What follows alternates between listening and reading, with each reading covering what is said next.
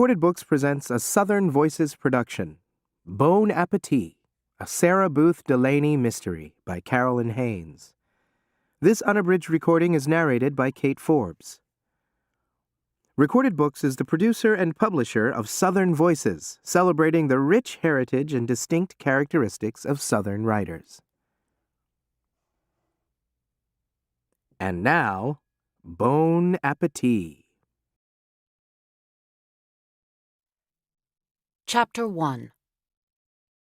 Spring smote the delta and fled before the onslaught of May heat. A thick haze of warmth hangs over the fields and the rivers, blanketing the land and the cotton bursting from the ground, green and vibrant. Hope is alive here, where farming is still a way of life. To my shame, hope has died in me.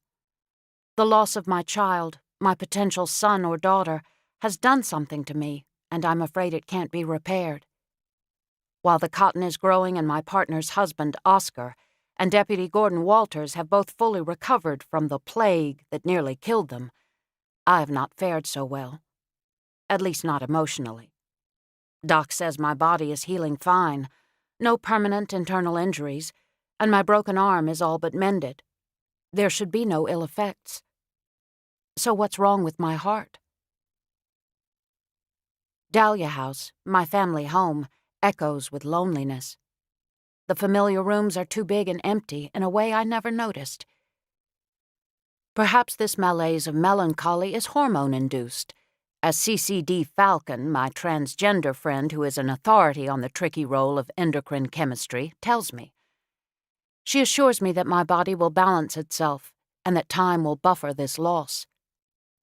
I wish I could trust her words.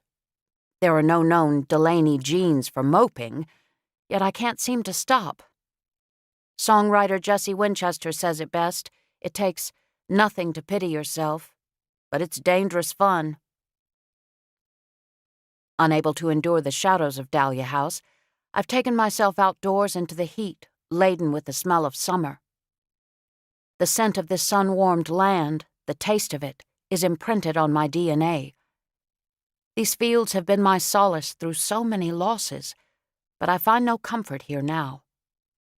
I walk to the oak grove behind the Delaney family cemetery, the place I saw my dead mother in a dream or vision or visit from the spirit world. She assured me I would recover from this miscarriage. I hope she'll return today to guide me to that path, but I know she won't.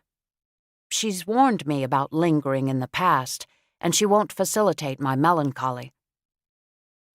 You're damn right she won't.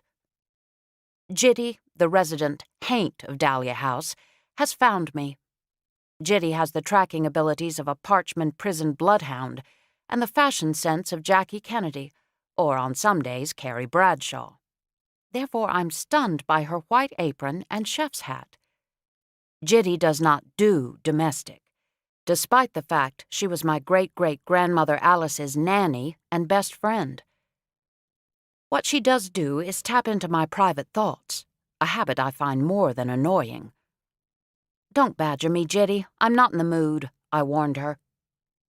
Pull it together, Sarah Booth. Tinky will be here any minute to pick you up. You're packed and ready, so quit waffling. This trip will be good for you, and the Richmonds have spared no expense. Tinky and Oscar are trying to bust you loose from the tar baby of grief. Course, instead of letting go, you keep poking in another appendage. Soon enough, you won't be able to let loose. I'm not going to Greenwood. Says who? Says me.